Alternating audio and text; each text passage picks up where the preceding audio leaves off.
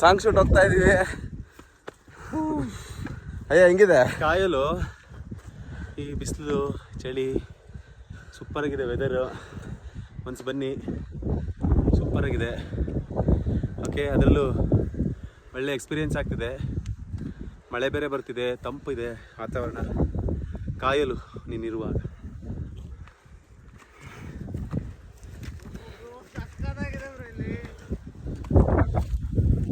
Ultimate ಇದೆ.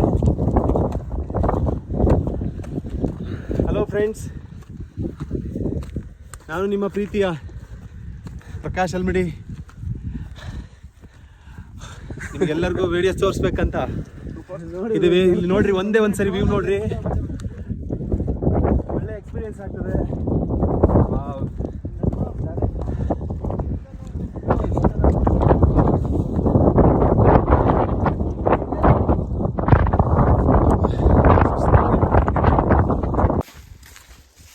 ಈಗ ಒಂಥರ ಮರ ಕೂಡ್ತಾನೆ ಚೆನ್ನಾಗಿದೆ.